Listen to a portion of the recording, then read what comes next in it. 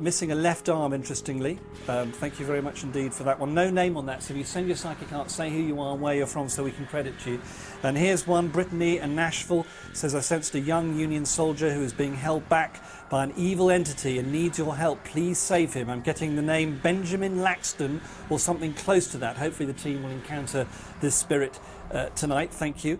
And in the attic, is this the spirit? Is this the soldier in the Farnsworth attic? I see him in the corner.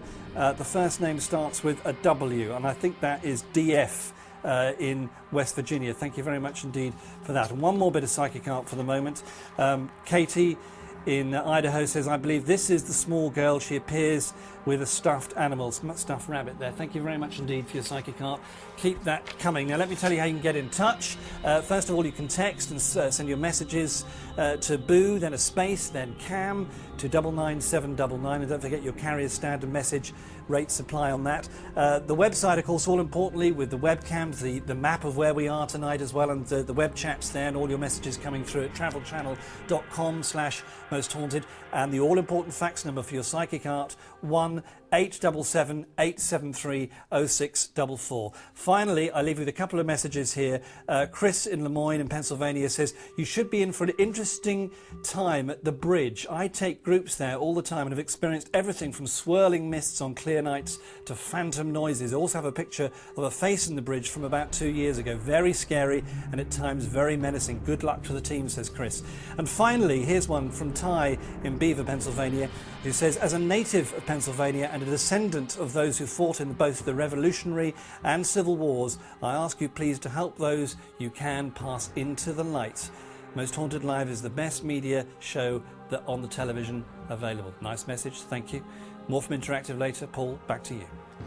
Thank you, Julian. Do please keep those messages coming, folks. We are deeply grateful for all your input via the Interactive team. Well, Yvette and her team are heading now for Dobbin House. Then it'll be the Jenny Wade House and that midnight seance. After that, Sachs Bridge. And finally, in the woods, in the outside, near Little Round Top Farm. But we have had some remarkably precise information already this evening. Here to source it, to research it, Leslie Smith, our academic and historian. Leslie, now, Patrick Matthews, when he was upstairs in this building, got the sense of the name Catherine and a very domineering, almost angry woman. It was bang on. That was Catherine Sweeney, who lived here. This was her house, except she'd separated from her husband, which was very unusual at that time, and lived elsewhere within the town. In fact, just to show how strong and powerful this woman was, she lived to be 90, which, as you can imagine, was pretty unusual in those days. We have her. And then downstairs, we have this drawing. Brian Shepherd's psychic art. He got the name Mary, and again, somebody quizzical, maybe slightly disapproving of our presence here. Well, Mary's recorded psychically in the sense lots of people talk about having met her psychically and talk about she's here to look after the other ghosts to make sure they don't move out of line. Effectively a ghost by the name of Mary. Any evidence, though, of a human Mary? Only a child who died within days, so I haven't got a full-grown woman Mary in that way, so I'm afraid I can't verify that. Now, Carl heard, and we know there were Confederate sharpshooters in the attic room, Carl heard some kind of flintlock being clicked. Patrick got the sense of somebody saying through him, I didn't mean to do it, I didn't want it to happen. Could this be the house that the shot was fired which killed the only civilian casualty, Jenny Wade, do you think? There are certainly 3 properties that lay claim to it. This seems to be a pretty strong contender. And the idea of this distress and how very upsetting it was and all that sort of thing. Of course, me getting the name Terence, I have actually bothered to look through some of the cemetery listings. Of course I have. And I'm not doing very well. So I don't think we're going to pin down Michael or Terence very easily. We'll need a bit more than that. Now, neither you nor I can lay claim to any psychic ability, but you did have a bit of a wobble down here. A rather nasty moment only about 15 minutes ago. Yes, it's caused some amusement, and I'm glad you've all enjoyed it. I looked up, reading my books, and in this place, remember, people lay dying and were stacked up bodies in here. And I looked up, and everybody cleared off. And at that moment, they decided to put the fans on for coolness without telling me. And some of you may be able to see that my books are moving at some speed round my desk because of the fans. And I moved at some speed upstairs without my shoes on, actually. I fled and said, I'm not going down until someone comes and sits with me.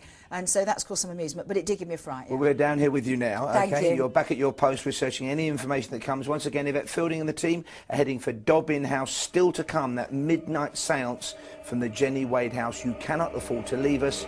Back after this.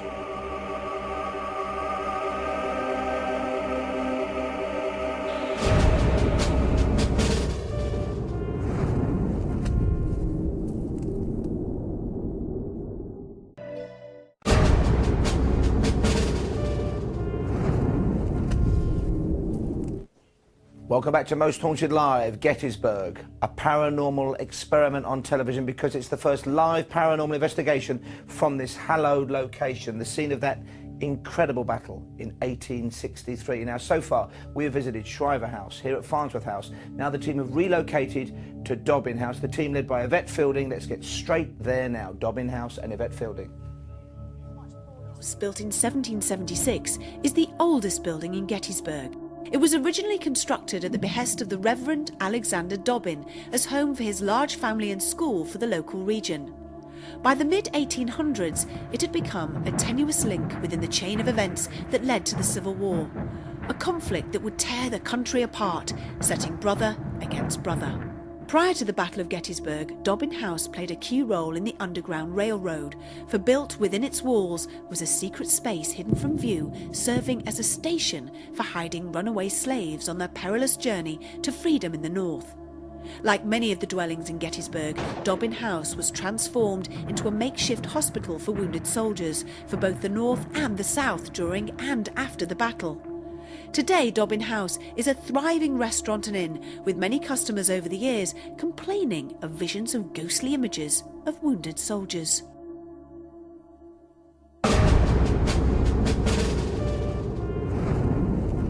Now, I was too eager. I was so eager, in fact, to find out what the vigil team will find at Dobbin House that I went to them slightly too early before explaining to you what might be waiting for them. You've seen that. Let's now go live to Yvette Fielding and the team at Dobbin House, Gettysburg. Yvette.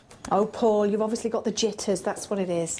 Yeah, we're here in Dobbin House. Watch the cables as we come up the steps. And Brian Shepherd's back with us, and Patrick has gone back to the studio with Paul, as you probably already know. And we just climb these stairs up to the first floor. Did you just whisper then? Did I what? Sorry, did somebody just whisper a word? No, I thought it was Brian. I thought it was ahead of me. Stuart, did you whisper anything to Chris? No, I did not see that, no. You heard it then? Yeah, I thought it was in front of me. What did you hear? I just heard a whisper. I didn't hear any coherent I don't know what it was, but it was like a... I feel I should have heard that. Yeah, it was that sort of sound. I thought you were asking if I heard any particular words. I didn't hear any clear words. as anything, just coming up the stairs. Yeah, that's what I heard. Wonder if you Okay. would have picked it up on my mic. I should have done. Well, there's a webcam here as well. That's got a mic on it. Yeah, I'm talking to our wonderful sound guy, Steve Williams. I don't know if we can check that back and see if we've got it. OK, they're saying they're going to have a look at that back. Let's come up to the first room. It's been banging like crazy. Has it? We just heard a whisper on the stair, Carl. I heard it in here. Did you? I actually see it'll be on the mic. I heard it in here. In your earpiece? All right, I heard it in my earpiece. OK, Brian. What do you sense as you come into this building? Well, what I sense here, in actual fact, I sense a lot of distress here. Okay. Tapping. What? Tapping. Straight away. Yeah, I sense distress, as though people lying out. You know, like well, a hospital, if you like. Okay. You know, and people being tended to, but as I say, in a lot of distress, screaming. You know, pleading,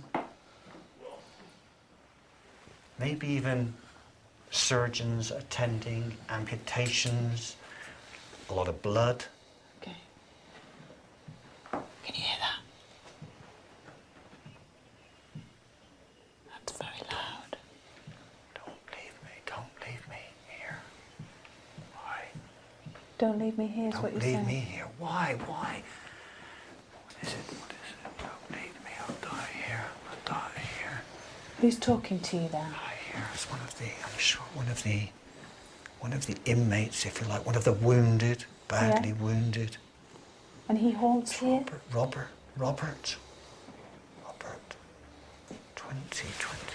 22 years old. Yeah. Robert. Robert, are you here? It's gone very quiet. The knocking has stopped.